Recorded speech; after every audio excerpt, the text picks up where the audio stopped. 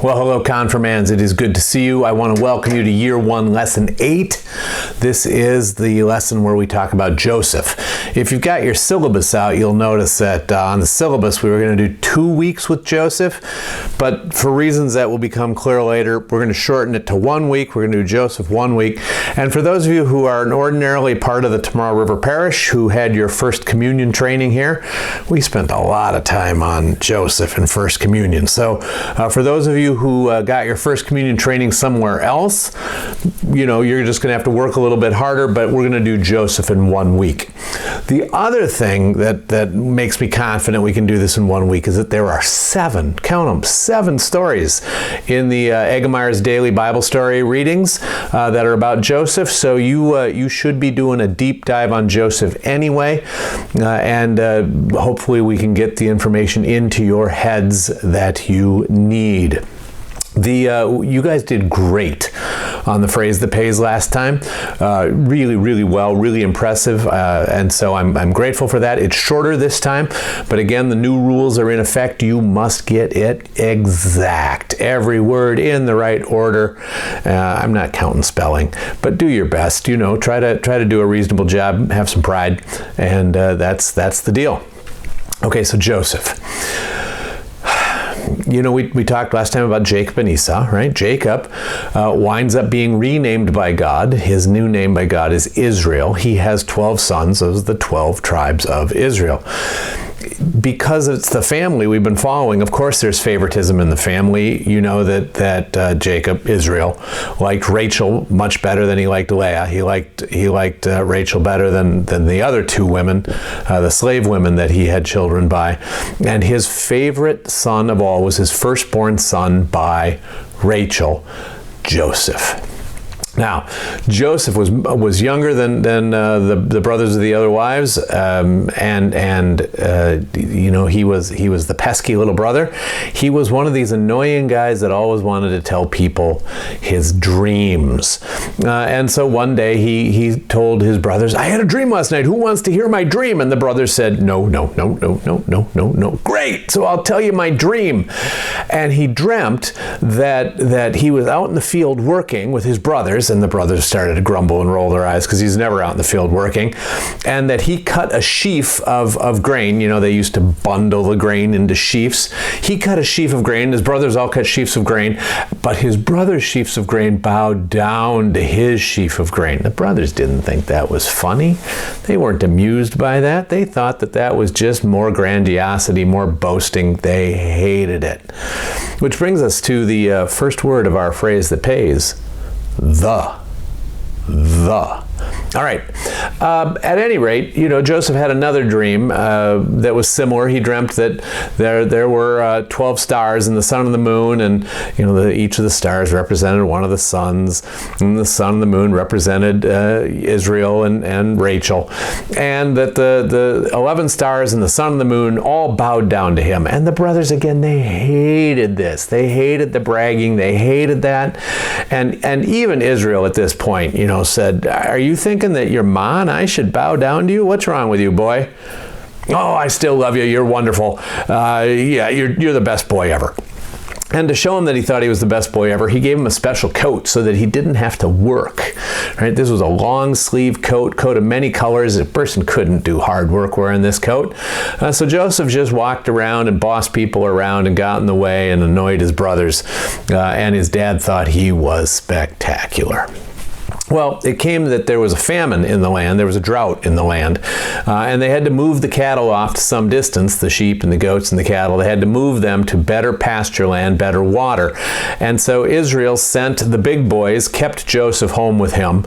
But after a few days, he said to Joseph, "Hey, you want to go spy on your brothers for me? Yeah, go see what they're doing and then come back and tell me." That sounded just great to Joseph. So he headed out. He followed the path of the animals and his brothers, and after a few days, he caught up with them. Now, his brothers, remember, hated him. And they saw him coming over the hill with that stupid multicolored coat. And one of the brothers, Simeon, said to his brothers, "There's that Joseph. I hate him." "Yeah, we hate him too." "You know what we should do? We should kill him." "Yeah, it's funny. We should kill him." Simeon said, "No, I'm not kidding. We should kill him." We should take that coat off of him. We should rip it up. We should dip it in some goat blood. We tell Dad that we found it, that looks like a lion got Joseph, squeeze out a few fake tears, and we should kill him. We're never going to get a better chance. Right, and the brothers agreed that this was what they should do. Now, the oldest brother, Reuben, said, no, let's not kill him. We don't want to be murderers. I love the coat thing, the goat blood thing, the lion thing. That's great, but we're not going to kill Joseph. What we need to do here is we need to just throw him in that abandoned well over there and just let him die, because that's totally better than killing him ourselves. Now, just between you and me, letting your brother die is not totally better than killing him yourself, right? But Reuben had a plan. He wanted to wait until later, sneak in, pull Joseph out of that well, bring him back to Israel, and then, Israel's going to have two favorite sons, Joseph and Reuben, right? It's not a bad plan. At any rate, Joseph comes up to the brothers. They grab him, they strip him, they rip up his coat, they dip it in blood, they throw him in the well. Reuben can't stand it. He goes away for a little while, and the brothers, they have a party, they have a celebration. Now, while they're doing that, some slave traders come down the road. They're on their way to Egypt, and there's some pleasantries exchanged. How you boys? Good. How are you? Fine. Pity we don't have anything to sell you. And one of the brothers says, Simeon again, says, well, we do. We could sell him that slave of ours. And the brothers say, Simeon, we don't have any slaves. Have you been out in the sun too long? Sure we do. The naked slave in the well over there. We could sell him. Well, that's a great idea. So they pull him up and they sell him to slave traders, and Joseph goes down the road as a slave, screaming for his brothers to let him go. When Reuben comes back and discovers what's happened, he is horrified. He tears his clothes. What have you done? You can't sell your brother? But by that time it was too late. So they went through with the lie. They brought Joseph's coat to their dad. They told him they'd found it, that he'd been eaten by a lion or something. And they squeezed out a few fake tears, and Israel, it broke his heart. It just broke his heart. But the boys stuck with their lie, and Israel didn't know what had happened, so he just went on. Now, Joseph went down to Egypt, was brought down to Egypt, and there he was sold as a slave to a guy named Potiphar. Potiphar was a gentleman farmer. He farmed, but he didn't need the money. His day job was he was Pharaoh's executioner.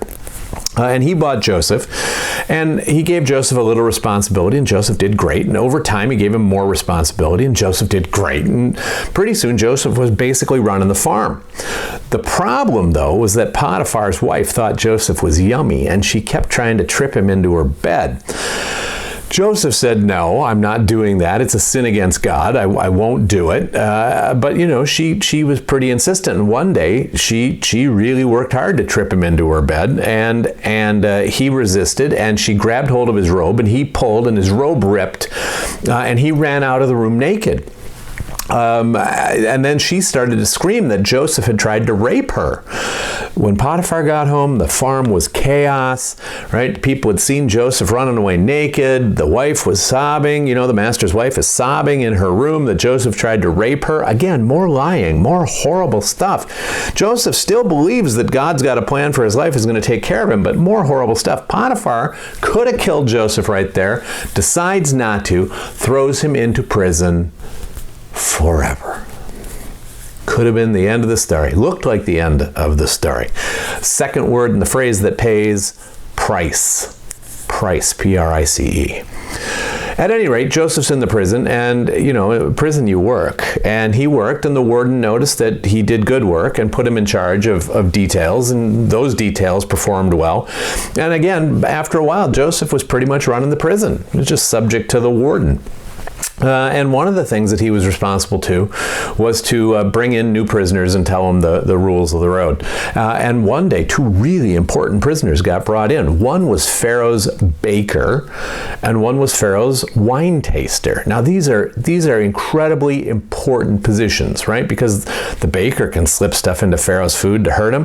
The wine taster is even more important because he is the last person that handles the food before Pharaoh eats it. So he tastes everything. He eats everything. And then you wait a while to see if he's been poisoned, if he falls over. And if he doesn't, then Pharaoh, it's safe for Pharaoh to eat. But he's the one person in the kingdom then who could poison Pharaoh, right? He could slip something into Pharaoh's food. So it's an incredibly important position. And these guys have both gotten on Pharaoh's nerves, and Pharaoh has thrown them into prison. We don't know why. So Joseph puts them to work and takes care of them. And after a while passes, both of them, he notices both of them look troubled one morning. And he says to them, "What's the problem, boys?" And they say, "Well, we had dreams that trouble us." And Joseph flips out because he loves dreams. "Tell me your dreams. Tell me your dreams. Tell me your dreams." And so the first one, the wine taster, says to him, "Well, I had a dream where some vines grew up and there were 3 bunches of grapes, and I squeezed them into Pharaoh's cup and I gave it to Pharaoh to drink, and he drank, and then I woke up, and I have no idea what that means, but I think it was one of those dreams that's supposed to mean something." And Joseph said, "God just told me what it means, man. 3 days from now, Pharaoh is going to bring you back to your job. Pharaoh's going to decide that whatever you did that got on his nerves wasn't such a big deal after all, and he's going to bring you back and give you your job back." "Really?" "Yes." "Well, when you get your job back, would you tell Pharaoh about me? Because I shouldn't be here. I shouldn't be in Egypt, much less in prison in Egypt. I was accused of rape, which I didn't do. I was sold as a slave, and I'm a free person. Please, talk to Pharaoh, get me out of here." And the wine taster said, "I will do it, don't worry." Now, the baker at this point, he is just vibrating. He's so excited. He says, "I had a dream, but it's just like his dream. I'm getting out in 3 days. And Joseph said, "No, better tell me your dream." So the baker says, "Well, it's the same as his dream. I baked some stuff for Pharaoh. I put it in baskets, 3 baskets. I put the baskets on my head. I'm walking around. The birds come and they eat the stuff out of the baskets, and I wake up. So 3 days, I'm going to go get my job back. I'm going to be baking for Pharaoh again." And Joseph goes, No. Totally different dream. Yeah, 3 days from now, Pharaoh's going to decide he never liked your stuff anyway, and he's going to actually send my old boss, a guy named Potiphar.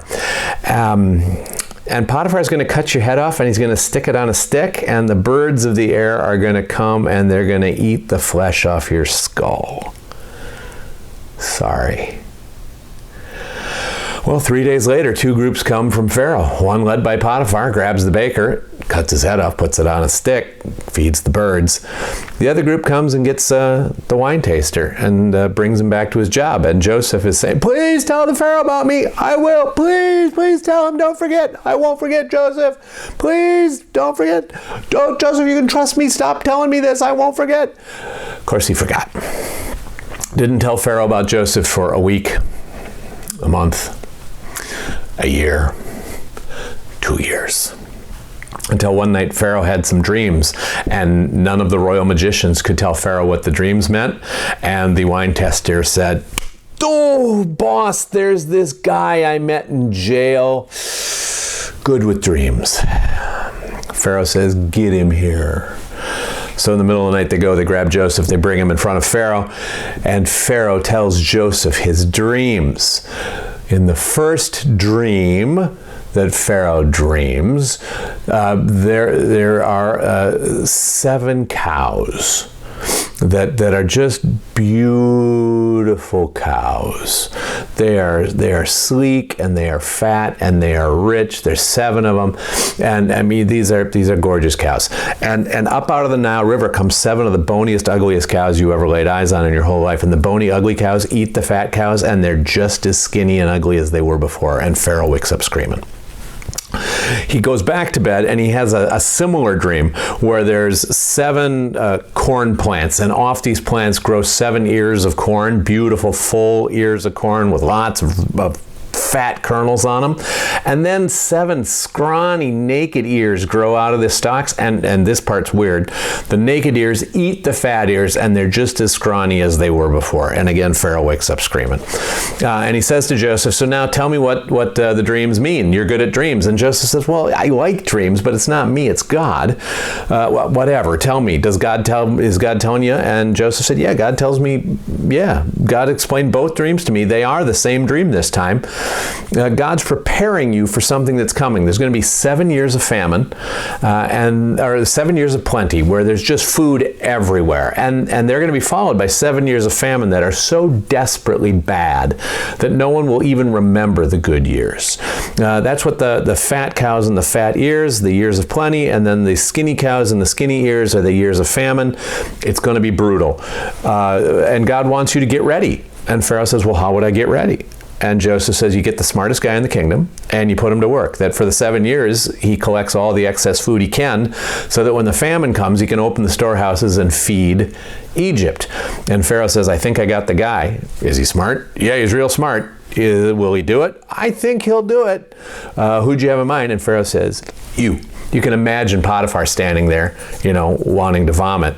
But Pharaoh takes a necklace off his own neck and puts it on Joseph. He has his own clothes put on Joseph. He tells everyone, listen, Joseph's second in command in the whole kingdom.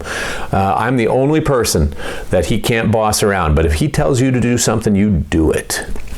So Joseph went to work and he began to store all of this excess food. He built storehouses and warehouses. They hid food every place that you can hide food, and Joseph worked like crazy. Now, the third word in the phrase that pays is of, O-V. Not O-V, O-F. I don't know what's the matter with me. O-F. At any rate, 7 years go by, right? And then the famine comes. And it's not just in Egypt, it's also in Canaan.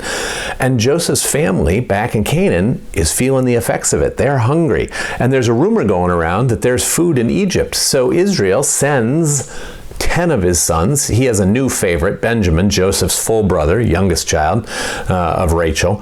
He sends 10 of the brothers down to Egypt to buy food. And they go to Egypt and they get shown into this place. And, at the front of the room, there's this real fancy schmancy guy sitting up on the top of steps and people are fanning him. And it's very regal and important. And they come to the bottom of the steps and they bow to him. Of course, it's Joseph, but they don't recognize their brother. Decades have passed. He's cleaned up. He's rich. He's speaking perfect Egyptian. He's got soldiers and servants. They don't know, but he knows. He remembers. He knows who's in front of him, and he remembers his dream. So he says, guards! Arrest those spies. Brothers freak out. We're not spies. We're 12 brothers. Yeah, you think we can't count here in Egypt? There's 10 of you there, man. Get your story straight. And the brothers go, no. There was a terrible accident. One of our brothers died. And one of our brothers, the little one's home with dad, right? His name's Benji, and we're just here to buy food. And Joseph says, I don't believe you, and he throws them in prison. Now, in prison, Joseph's got spies there who report to him. The brothers know why they're in prison. They're in prison because they think God's punishing them for what they did to Joseph all those years ago. And Joseph lets them sit there and stew for 3 days. Then he brings them back and he says to them, I still think you're spies, but I've decided that I'm going to let you prove your story to me. I'm going to let 9 of you go and I'm going to keep 1 of you as a hostage. And the other 9 of you can go home. I'll even send food with you. And you bring back this younger brother. What did you say his name was? Benji? Bring him back and then I'll know that you're telling me the truth. Let's see. The guy that I'm going to keep as my hostage in prison, suffering in the dark while you're all out in the sunshine, I'm going to keep you. Care to guess? Simeon. Well, the brothers again know that God's hand's in this, and they go home as fast as they can, and they try to explain to Israel that they got to go back with Benji, and Israel says, I lost my favorite son Joseph all those years ago. I'm not losing Benji too. And so they're just stuck for a while, and they eat the food that they brought back from Egypt, but that food runs out. That tends to focus the mind. They say, Pop, we gotta go get more food. Well, go get more food. Well, we gotta take Benji. You're not taking Benji.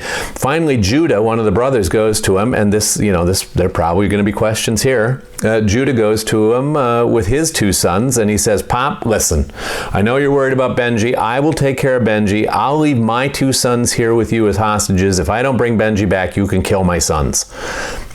These are Israel's grandsons. there's some stuff wrong with this family.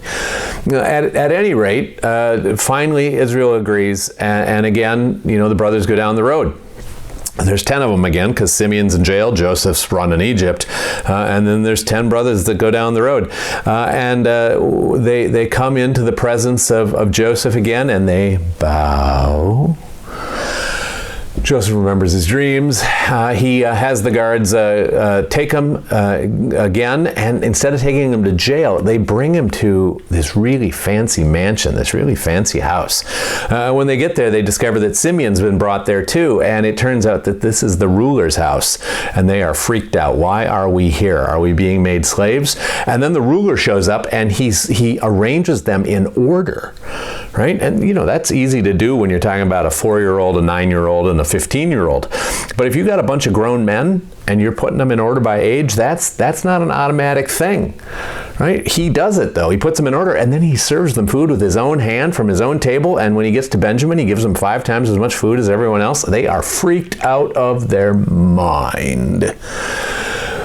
And they can't eat fast enough, and they get out of there as fast as they can. As soon as lunch is over, they are out of there. Now, what they don't know is that Joseph has ordered their food sacks to be filled and his own silver cup to be put in Benjamin's sacks. So they go down the road knowing that they have grain, not knowing that they have a stolen cup in the sacks of grain. All right, 4th word, phrase that pays, greatness. Greatness. So Joseph waits a day, and then he sends the army after him. The army chases them down on their way back home, says, "Hey, one of you stole from our master." "Oh, we would never do that." Yeah, one of you did. Well, I'll tell you what, if you find any stolen property on any of us, we'll be your slaves. And the captain of the guard says, "Deal." And he goes through all of their bags, and of course when he gets to Benjamin, he finds the stolen cup, and he says, "All right, tell you what though, we're civilized here in Egypt. I don't need the rest of you to be slaves. We're just going to take the thief as a slave." And they arrest Benjamin, and they drag him back to Egypt. The brothers go crazy. They know that this will just be the end of their pop, and they follow the soldiers back to Egypt. And the soldiers are saying, "You boys are free to go. You don't have to come with us." "No, we got to come with you." And they go back into the presence of Joseph. They fall on their faces. They plead with him to please let them be slaves and let Benjamin go home, because their dad won't survive losing Benjamin. And Joseph listens to this for a while, and then he says one word to them, one word that terrifies them more than they've been scared in their entire life. He says to them, brothers.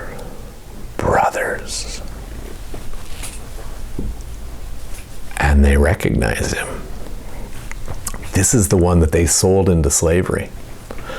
And now he controls the greatest military and the most resources on the whole planet. And he can have them killed for no reason at all. Just snap his fingers and someone will take him out. Maybe even Potiphar, take him out and end their lives. They are terrified. And Joseph hugs them and weeps, and he says to them, "I want you to go home. I want you to get Pop. I want you to get your wives and your kids, and I want you to come here, and I'll take care of you." So they go home, and they have to tell their dad what they did all those years ago. Just for a second, let's step out of this story. Sometimes, when you lie, you think it's a path that gets you out of trouble. Lies almost always get found out. And, can you imagine that conversation? Dad, all those years ago, we told you that we found Joseph's coat, and, we told you that maybe a wild animal got him, and that for the last 35 years, you've been heartbroken. Well, funny thing, Pop, we sold him as a slave. I mean, can you imagine that? Listen, don't lie. Practice the truth. Live in the truth. Lies will kill you, and they destroy relationships. When you lie, people don't know who you are. And if you've been lying to people, they may tell you that they love you or they respect you, but you know that they don't know the real you. It's just poison. So don't do it. At any rate, the brothers had to go home. They had to have that talk with their dad. I'm sure it was many talks. I'm sure it extended over quite a while. Right? Then they all packed up and they moved back to Egypt. They moved down to Egypt, and Joseph settled them in a county called Goshen. The fifth word of the phrase that pays is the word is. I still can't believe that I misspelled of several words ago. O-V. What a dope. At any rate, is, right, is the fifth word of the phrase that pays. So, you know, they're down there in Goshen, and Joseph's taking care of them, and time goes on, and when it comes time, when Jacob gets very, very old, he blesses his sons. If you read the blessings in the Bible in Genesis 48, it's pretty hardcore. I mean, some of the boys get cursed, some of them get blessed, but you know, these are the dying words of Jacob, of Israel, for his sons. And if you want a window into the culture of the time, boy, it's hard to do better than that. You know, what a person says when they think they're dying to the people they love. When Jacob dies, Joseph asks permission to have his body mummified, and Pharaoh grants permission. So there is a period of time where Israel is mummified. By the way, the next word in the phrase that pays is responsibility. Responsibility. And then after Israel's been mummified, Joseph says to Pharaoh, can I bring my dad's body back up to our homeland and bury him there? And Pharaoh says, absolutely. So Joseph and his brothers and a whole contingent of an honor guard of the Egyptian military and Israel's mummified body go up to Canaan, where there is a funeral service and mourning and remembrances that just amaze all the people. And then that whole group goes back down to Egypt. Right, and Israel is buried in the tombs with his ancestors, and his family is all down in Egypt. The last words of the phrase that pays, Winston Churchill. Winston Churchill. This is the person who wrote the quote that we've been looking at today, the phrase that pays. So time goes on, and you know, everybody is freaked out that Israel has died, because the brothers wonder if now Joseph is going to take his revenge. If maybe he didn't hurt them only because their father was alive, but now maybe he'll kill us. So they go to Joseph and they weep and they say to him, you know, before he died, Pop begged us to come to you and plead with you that you wouldn't hurt us for those things that we did to you so long ago. And Joseph cries with his brothers and he says, you know, what's wrong with you guys? Don't you know anything? Haven't you been paying attention? I'm not going to hurt you. What you did to me was awful, but God used it for good. If you hadn't done it to me, the whole family would have died. And so God has taken care of me, and God is taking care of you. Now just let's not have this talk anymore. And so Joseph took care of his brothers and their families for the rest of his life. And when he died, he left instructions that he not be buried in Egypt, that his body was to be preserved. But when the whole people, when the whole family went back to Canaan, they would take his body with, and then it would be buried with his ancestors, with his father and his grandfather and his great-grandfather back in Canaan. And so that's what they did. And then we'll pick up the story down the road. But you know, you remember the basic outline. Generations come and go. A Pharaoh who doesn't remember Joseph and how Joseph saved Egypt comes into power and decides to enslave Israel. the 12 tribes of Israel. We'll get to that in the next lesson, but now you at least have enough to think about for this story. Again, I'm interested in your questions. There's lots of cultural stuff here. There's lots of ins and outs of the story. This is 14 chapters of the Bible, so obviously I left stuff out. It would be better for you to just read it in the Bible, but if all I get is the 7 stories in Eggemeyer's, that's fine too. And I'm looking forward to talking to you on Wednesday, either in person or online. In the meantime, you take care, work hard in school, be an honorable person, and remember this thing about lying. It's gonna catch you. Don't lie. Live in the truth. See you Wednesday. Bye.